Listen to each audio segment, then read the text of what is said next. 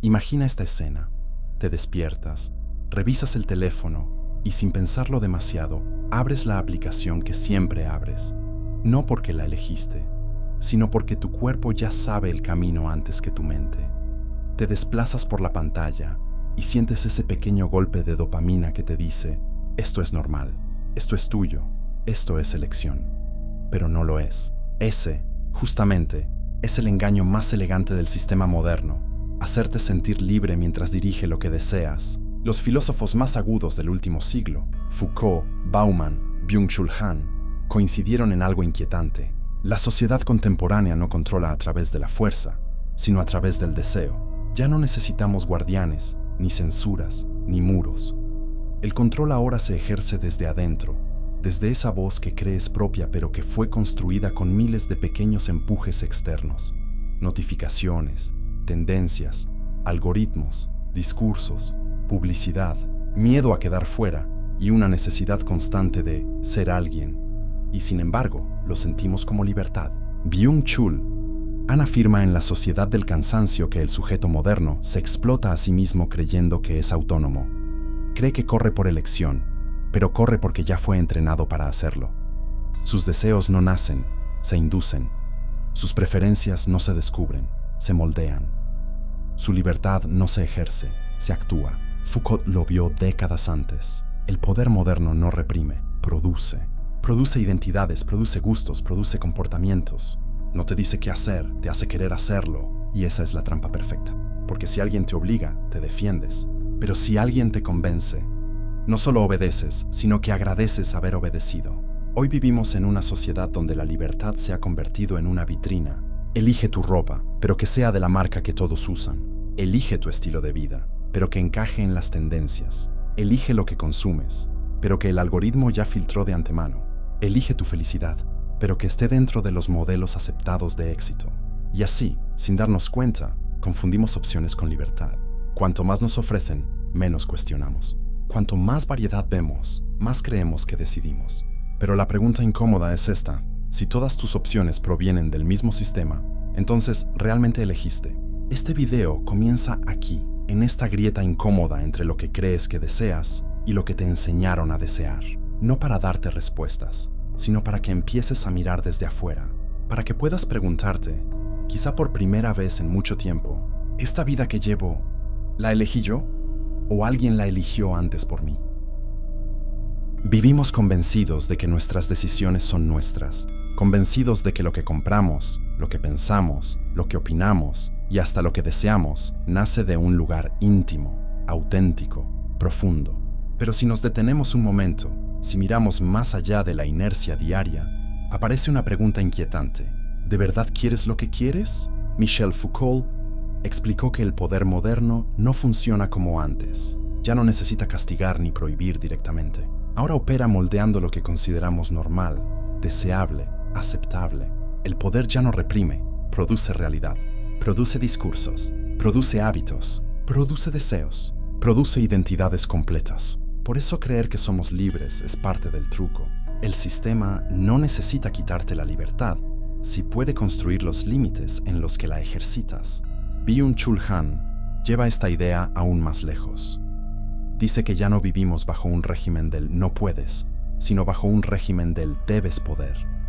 Debes ser exitoso, debes ser atractivo, debes ser productivo, debes estar disponible, debes reinventarte, mejorar, competir, destacar y hacerlo sin que nadie te lo ordene explícitamente.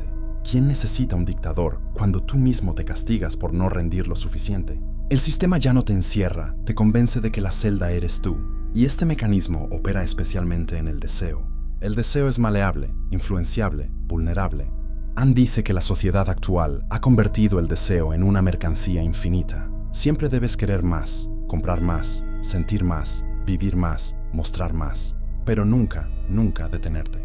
Porque detenerte significa preguntarte si eso que deseas realmente tiene sentido. Y nada asusta más a un sistema basado en el consumo que una persona que deja de desear automáticamente. Las redes sociales no solo muestran lo que la gente quiere, también enseñan lo que deberías querer tú. Ese cuerpo, ese estilo de vida, esa relación perfecta, ese viaje, ese tipo de personalidad, son guiones invisibles que absorbes sin darte cuenta. Y lo más peligroso es que ese deseo empieza a sentirse natural, incluso necesario. Foucault decía que el poder más eficiente es aquel que logra que el dominado interiorice su propia dominación, que haga suyo el discurso del amo, que ya no necesite vigilancia externa, porque la vigilancia está adentro. Y esa vigilancia interna es lo que hace que un día te mires al espejo y sientas que no eres suficiente, no porque lo seas, sino porque alguien, en algún punto, decidió que tu deseo debía construirse sobre la carencia. Aquí aparece la trampa profunda. La ilusión de libertad funciona mejor que la libertad misma, porque te hace responsable de tus fracasos y te obliga a perseguir ideales que nunca cuestionaste. ¿Y qué ocurre cuando tu deseo no nace de tu interior, sino del algoritmo, del marketing, de las narrativas sociales? Ocurre que empiezas a vivir una vida prestada, una vida que no diseñaste tú, una vida donde la libertad se siente real pero no lo es. Y lo más doloroso es que muchas veces lo sabes en silencio, porque todos hemos tenido ese momento incómodo donde nos descubrimos queriendo algo que no entendemos, o sintiendo envidia sin razón, o persiguiendo metas que jamás nos preguntamos si eran nuestras. Este bloque no busca culparte, busca que reconozcas algo esencial. Si puedes identificar lo que no es tuyo, puedes empezar a recuperar lo que sí lo es. Ese es el primer paso para una libertad que no sea una ilusión, sino una construcción consciente.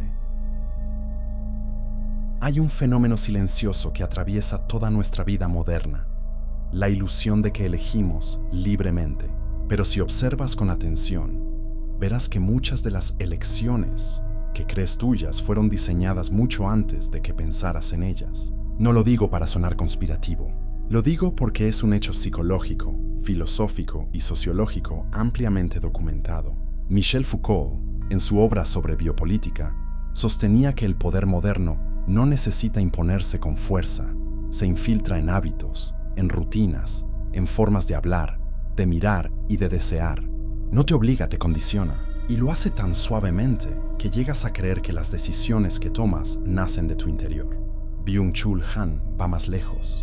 Afirma que vivimos en una sociedad de la autoexplotación, donde el sistema ni siquiera necesita vigilarte, porque tú mismo te vigilas. Quieres ser más productivo, más eficiente, más atractivo, más competente. Cumples las expectativas sin que nadie te las exija explícitamente. Esto tiene un impacto psicológico tremendo. Si tu desempeño, tu imagen, tu discurso y tus elecciones están moldeados por un sistema que premia ciertas conductas y castiga otras, ¿cuánto de lo que haces surge realmente de tu libertad? Piensa en algo simple. ¿Cuántas veces has querido descansar pero sentiste culpa? ¿O cuántas veces quisiste decir que no, pero terminaste diciendo que sí para no quedar mal, para no romper la dinámica, para no parecer difícil? Eso no es casualidad. Lo que Foucault llamaba disciplinamiento del cuerpo, hoy se convierte en disciplinamiento de la mente. No solo haces lo que el sistema quiere, sino que sientes culpa cuando no lo haces. Pero vamos un poco más profundo. Tu atención es moldeada. Tus gustos son moldeados. Incluso tus emociones son moldeadas. Los algoritmos no solo predicen lo que te gusta, entrenan lo que te gusta. Refinan tu deseo. Lo guían, lo empujan poco a poco hacia lo que genera más conexión, más permanencia, más clics. Y aquí aparece la trampa. Si lo que deseas está influido, si lo que piensas está dirigido, si lo que te interesa está definido por estímulos externos, ¿cómo puedes distinguir entre tu voluntad auténtica y la voluntad programada? No se trata de demonizar la tecnología, se trata de entenderla. Se trata de recuperar la conciencia sobre qué parte de ti decide y qué parte solo reacciona. La filosofía antigua decía que la libertad comienza con la pregunta correcta. Y la primera pregunta que deberíamos hacernos hoy no es ¿cómo puedo ser libre?, sino ¿desde dónde estoy deseando lo que deseo? Ese es el tipo de reflexión que no solo te despierta, sino que te devuelve poder interior. Porque cuando empiezas a ver los hilos invisibles que mueven tus pensamientos, tienes dos opciones: seguir durmiendo o empezar a cortar los que ya no te sirven. Y cortar esos hilos es el primer acto real de libertad. El deseo es quizá el punto más vulnerable de nuestra especie. No porque sea débil, sino porque es moldeable. A diferencia de una necesidad biológica que surge de dentro hacia afuera, como el hambre o el sueño, el deseo nace del encuentro entre lo que somos y lo que el mundo nos ofrece. Y ahí está el problema. Casi nunca reconocemos qué parte del deseo nos pertenece y qué parte fue sembrada desde afuera. Byung-Chul Han insiste en que la sociedad del rendimiento crea individuos que creen elegir libremente, pero en realidad eligen dentro de un catálogo emocional diseñado para ellos. Instagram, TikTok, la publicidad, las series, incluso los discursos motivacionales. Todos participan en la creación de la fantasía de libertad, y nosotros la compramos, porque nos tranquiliza pensar que controlamos lo que queremos. Pero ¿qué pasa cuando miras más profundo? Descubres algo incómodo. Tu deseo está lleno de huellas ajenas. El cuerpo que crees desear no nació de ti, nació de 1000 imágenes editadas. La vida que crees querer construir no vino de tu interior, vino de los discursos del éxito, la forma en que piensas el amor, el trabajo, el cuerpo, la felicidad. Viene cargada de expectativas externas que se filtran tan suave que parecen tuyas. El sistema no impone como antes, ahora seduce. Y eso es mucho más peligroso, porque la seducción se siente como libertad. La psicología del aprendizaje social describe este fenómeno como internalización simbólica. Tomamos como propio un deseo que simplemente imitamos. Pero si imitamos, ¿dónde queda el yo? El filósofo René Girard hablaba del deseo mimético. No deseamos objetos, deseamos el deseo del otro. Deseamos lo que vemos deseado. Deseamos lo que está valorado. Deseamos lo que promete pertenencia. Y en esa imitación, el yo se diluye. El sistema contemporáneo entendió esto mejor que nadie. Los algoritmos no solo te muestran lo que te gusta, te muestran aquello que te hará desear más. Te alimentan con aquello que te hará sentir incompleto, de modo que sigas consumiendo. No porque seas débil, sino porque eres humano. Y aquí surge la trampa perfecta. Confundes deseo con identidad. Crees que quieres algo, pero en realidad estás respondiendo a un guión invisible. El problema no es desear. El deseo es motor, es impulso vital. El problema es desear sin conciencia, porque cuando tu deseo no te pertenece, tampoco tu vida lo hace. En psicoterapia, uno de los procesos más transformadores ocurre cuando el paciente reconoce que gran parte de lo que persiguió durante años nunca fue suyo. La carrera que eligió, la forma en la que ama, lo que considera éxito, lo que considera belleza, lo que cree que debe demostrar. Todo eso venía de afuera, pero él lo cargaba como si fuera interno. El despertar comienza cuando te atreves a preguntar, ¿quién puso este deseo dentro de mí? No es una pregunta fácil. Desnuda motivaciones, confronta heridas, rompe personajes que nos protegían, pero abre la puerta a una libertad que ya no es ilusoria, sino consciente. Y en ese reconocimiento surge algo nuevo, la posibilidad de construir deseos propios, deseos más pequeños pero más reales, deseos menos brillantes pero más íntimos, deseos que no buscan aprobación, sino coherencia. Porque la verdadera libertad no es tener muchos caminos, es saber cuáles nacen de ti y cuáles nacen del mundo que quiere usarte. Pensar por ti mismo siempre ha sido una tarea incómoda, no porque sea difícil, sino porque implica un acto de valentía que pocos están dispuestos a sostener. Pensar por ti mismo significa enfrentar el silencio después de la pregunta, aceptar la incomodidad de no tener respuestas inmediatas y, sobre todo, renunciar al consuelo que ofrecen las opiniones listas para usar.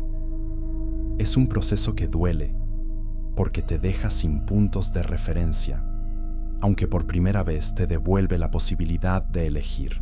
La mayoría de las personas no quiere libertad, quiere seguridad, quiere una historia clara, un enemigo fácil, una explicación rápida para su frustración y un sentido de pertenencia que le evite cargar con la responsabilidad de decidir. Y allí es donde el sistema, cualquier sistema, encuentra su puerta de entrada. No necesita cadenas, solo necesita ofrecer comodidad. Haz scroll, mira esto, cómpralo, sé parte. Basta con que no te haga pensar demasiado. El filósofo Erich Fromm lo advirtió en El miedo a la libertad. El ser humano prefiere obedecer antes que hacerse cargo de su propia existencia, porque la libertad no llega con alas, sino con peso, y en ese peso está la obligación de mirarte a ti mismo sin filtros, de descubrir cuánto de lo que deseas es realmente tuyo y cuánto fue sembrado en silencio sin que lo notaras. Cuando empiezas a pensar por ti, no te conviertes inmediatamente en alguien libre. Primero te conviertes en alguien solo frente al ruido del mundo, solo frente a tus contradicciones, solo frente a tu propio deseo. Y es justamente en esa soledad donde aparece la pregunta más importante. ¿Quién eras antes de que te dijeran quién debías ser? Pensar no siempre te entrega claridad. Muchas veces te entrega conflicto, pero es un conflicto honesto.